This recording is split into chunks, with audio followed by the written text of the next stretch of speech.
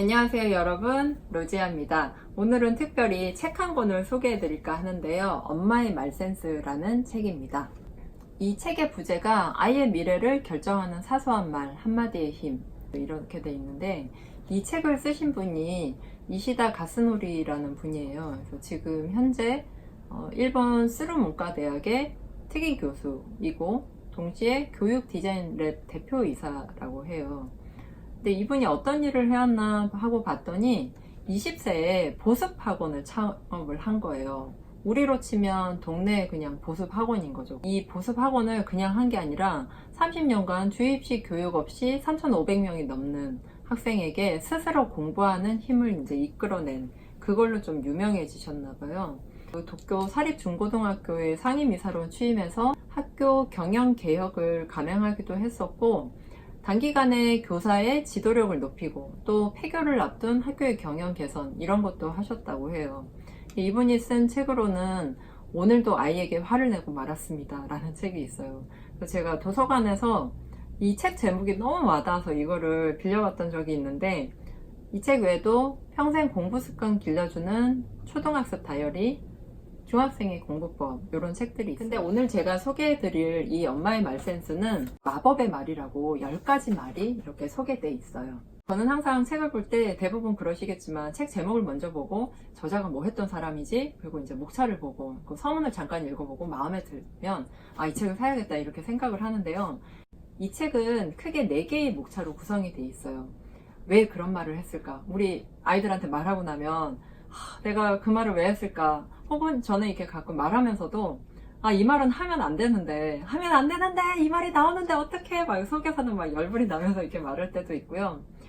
이 말은 내가 좀 이따가 사과를 해야겠다 이런 생각이 들 때도 있어요. 시장에서는 우리가 왜 그런 말을 했을까 해서 마음을 움직이는 말의 힘이라든지, 그리고 아이의 자기 긍정감을 파괴하는 3가지 말이 있어요. 2장에서는 아이의 자기 긍정감을 높이는 10가지 마법의 말이 소개가 되는데요. 자기 긍정이라는 게 뭔지 여러분 확실히 와닿지는 않으실 텐데, 근데 정말 되게 쉬운 개념이에요. 그야말로 내가 나를 긍정하는 거예요. 자기 인정, 자기 공감, 이런 게 되게 중요하잖아요. 그것처럼 아이들에게도 자기 긍정이 정말 중요한데, 보통 어릴 때 아이가 어떤 잘못을 하고 우리가 훈육을 한다 이런 생각으로 아이의 잘못을 지적을 했을 때, 아이들은 그 어린 나이에 내가 어떤 행동을 잘못했다 이거보다도 내가 잘못된 아이인가 보다, 내가 되게 형편없는 아이인가 보다, 어떤 성적이 좀 떨어졌거나 뭔가를 실수를 했거나 했을 때 또 야단쳐도 이렇게 생각을 하죠. 부모 역시도 아이의 행동을 따로 떨어뜨려 놓고 그것만 이제 꾸짖거나 이렇게 해야 되는데, 그렇게 하기가 참 쉽지가 않아요.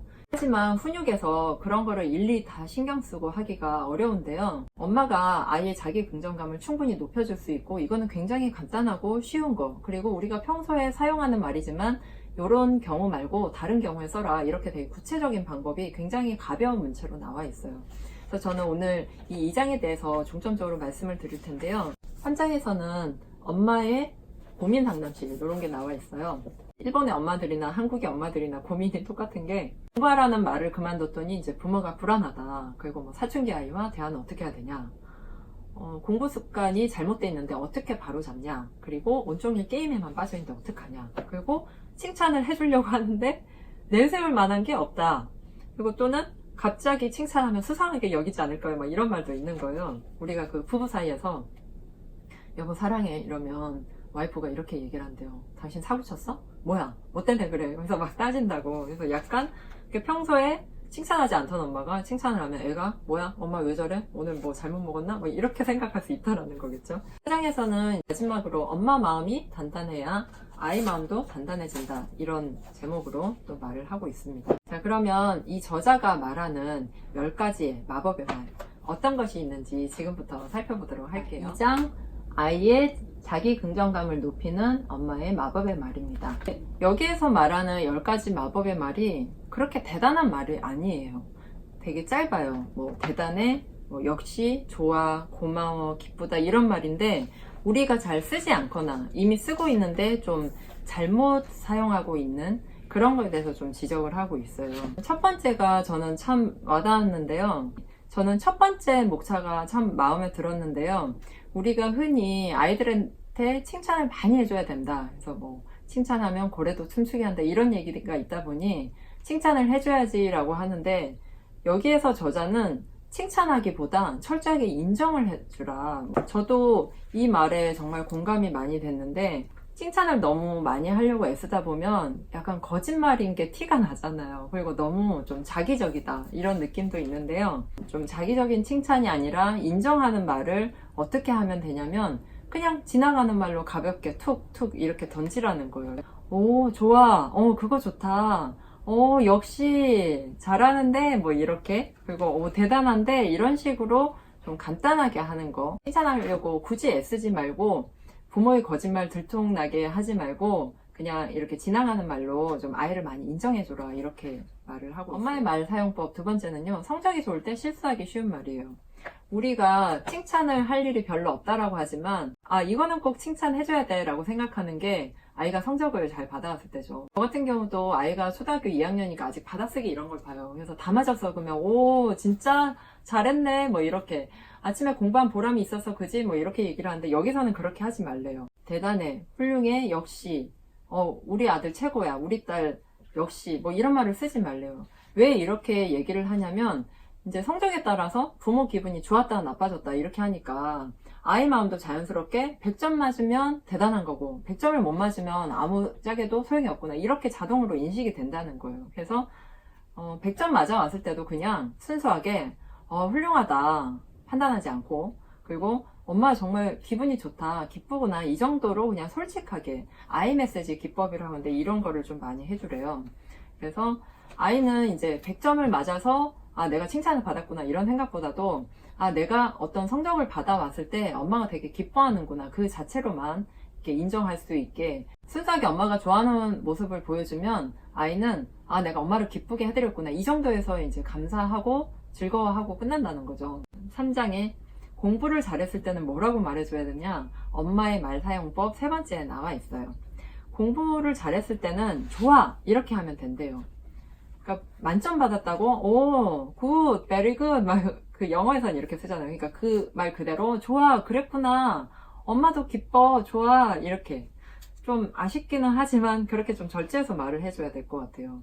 그럼 만약에 시험에서 근데 70점을 받아올 수도 있잖아요. 그러면 70점을 받아오면 이번에는 70점 받았구나 하고 그냥 결과를 있는 그대로 그리고 만약에 영어가 70점을 받았으면 70점 받았구나 수학이 좀 더 잘했으면 좋아 잘됐다 뭐 이 정도를 해주라는 거죠.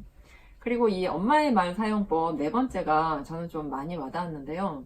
그 엄마의 반성문 썼던 그 저자도 이런 말을 했었죠. 우리는 부모직 교사가 아닌데 끊임없이 교사의 역할을 본인은 해왔었다. 그리고 지금은 부모로서 아이들에게 존재한다 이렇게 말을 했던 적이 있는데 여기에서도 이제 그런 얘기를 해요. 우리가 아이들이 어떤 실패를 하거나 뭔가 잘못했을 때 도대체 이걸 왜 못 푸는 거야 뭐 이렇게 화를 낸다는 거죠. 그리고 계속 심하게 지적을 하면 아이가 이거를 빨리 고쳐서 내가 자존감을 회복해야지 이렇게 생각하기는커녕 자꾸 이제 기가 죽는다는 거죠. 그래서 공부에 대해서는 혼내거나 지적하거나 칭찬하는 말을 웬만하면 다 하지 말라는 거예요. 지적하지도 말고 칭찬하지도 말고 그렇게 얘기를 하더라고요. 대단해. 역시 이런 말들은 공부가 아닌 다른 일상에서 많이 얘기를 해주래요. 그래서 공부할 때 틀린 걸 지적하는 거는 교사나 강사가 하게 내버려 두고 부모는 부모의 역할만 하라는 거죠. 엄마의 말 사용법 다섯 번째, 사소한 일에 적극적으로 칭찬하기. 첫 번째 엄마의 말 사용법은 칭찬을 많이 하기보다는 그냥 인정하라고 했는데 여기서는 다시 적극적으로 칭찬하는 거에 대해서 언급을 해요. 근데 이 칭찬을 대단한 일을 했을 때 칭찬을 하는 게 아니고 사소한 거를 했을 때 칭찬을 해주래요. 아이가 어떤 모둠의 리더 이런 거를 맡았을 때 오 멋있다 이런 식으로 그리고 뭐 퀴즈 TV 프로그램 보다가 퀴즈를 맞췄으면 되게 똑똑한데 똑똑하구나 이렇게 해주고 뭔가 되게 잘했을 때 뭐 정리정돈을 잘하거나 이랬을 때 야 엄마보다 이런 건 더 잘하는데 이렇게 얘기해주고 얼마 전에 이제 저희 아이가 그 방과 교실에서 장수풍뎅 애벌레를 가져온 거예요. 근데 얘가 그 애벌레를 너무 사랑스럽게 이렇게 손으로 잘 받치는 거예요. 그래서 엄마 이런 거 잘 못하는데 너 대단하다 이렇게 칭찬해 줬거든요. 그래서 이 책 보면서 내가 그때 그런 식의 말을 참 잘했구나 그런 생각이 좀 들었어요. 요거는 좀 쉽지 않을 것 같은데 스마트폰 게임에 열중해 있을 때 너 손 진짜 빠르다 잘한다 이런 것도 이제 해주라는 거죠. 그래서 이제 스마트폰 게임이니까 게임은 무조건 나빠. 그래서 게임을 잘해서 무슨 소용이 있겠어. 이런 판단을 하지 말고 아이가 그런 것조차도 이제 잘 하는 거를 그냥 잔소리가 아닌 순수하게 실력 자체를 칭찬해줘라. 뭐 이런 얘기를 하고 있습니다. 근데 이제 만약에 게임에 너무 빠졌다면 158페이지에 있는 내용을 보면 된다고 해요. 그래서 아이에게 되도록 감사의 말을 많이 해주라고 하는데 그 감사의 말 3가지가 고마워, 기쁘다, 내 덕분이야 이렇게 말을 해주래요. 저는 고마워, 사랑해, 미안해 이런 말을 좀 자주 쓰는데 미안하다는 말은 최소화해요. 왜냐면 잔소리라고 생각은 안 하지만 아이 입장에서는 잔소리일 거잖아요. 그랬을 때는 제가 잔소리를 하고 나서 잘 들어줘서 고마워 이렇게 얘기해주고 아이가 어떤 부탁을 또 들어줬을 때 고마워 그거 해줄 수 있어? 알았어 고마워 이렇게 하고 좀 제가 기분이 좋을 때 아이한테 사랑해 너무 좋아 뭐 이런 얘기 많이 해줘요.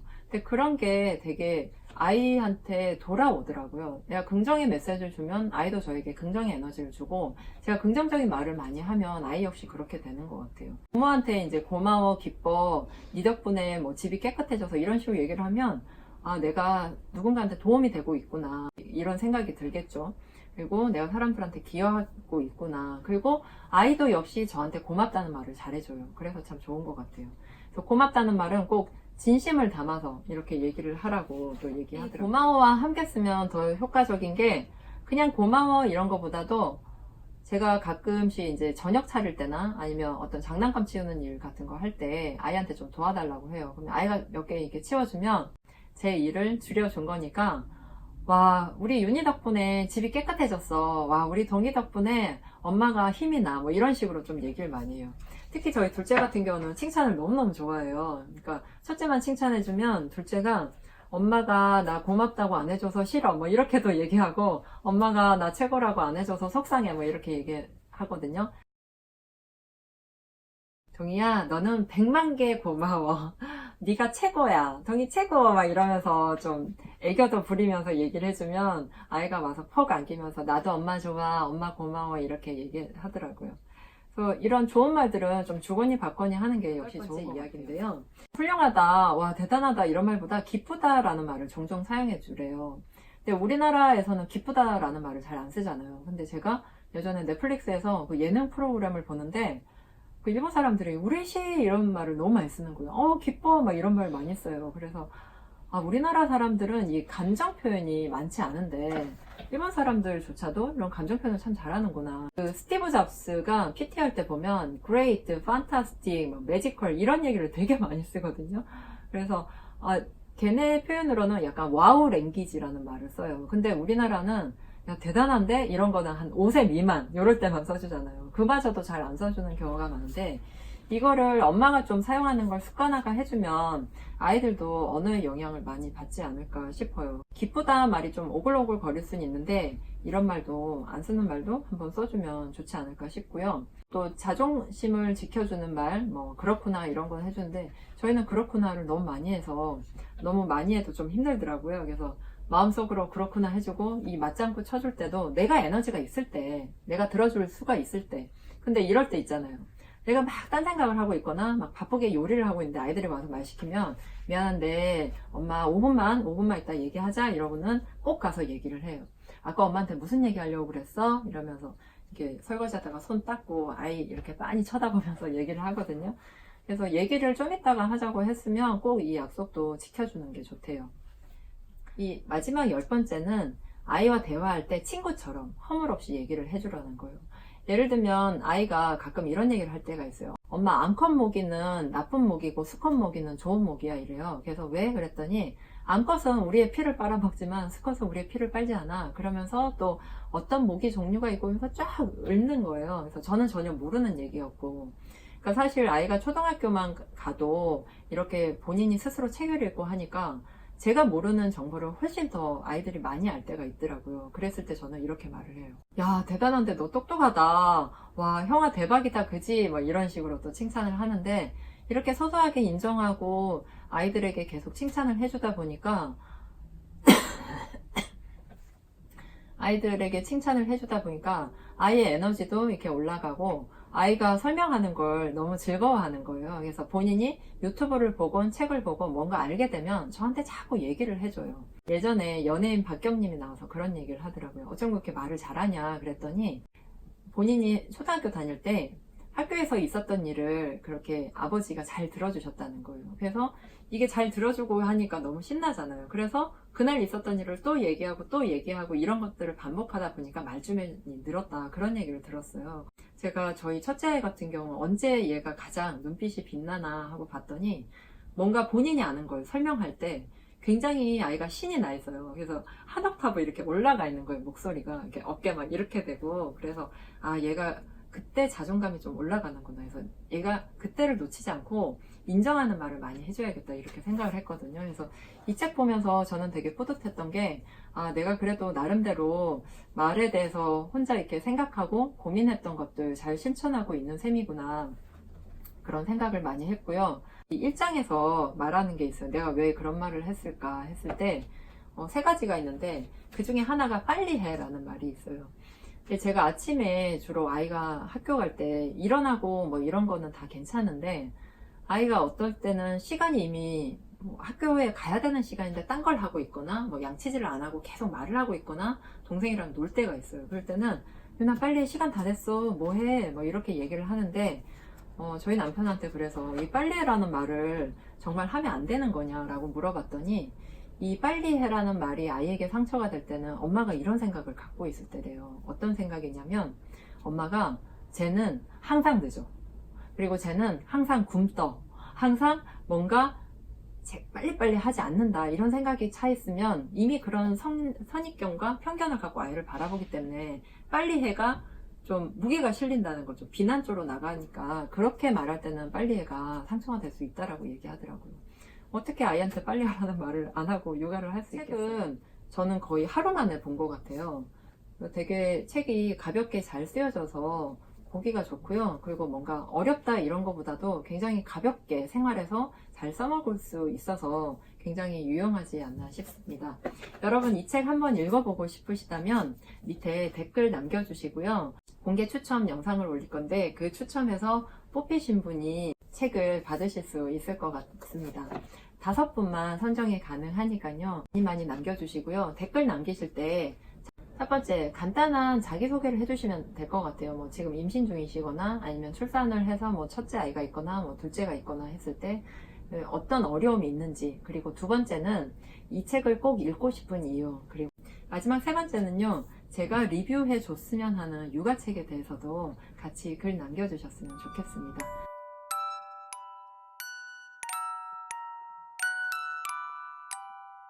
최종적으로 당첨되신 5분은 저한테 연락처와 주소 알려주시면 제가 이 정보를 출판사에 보내드려서 출판사에서 바로 책 보내드릴 거예요.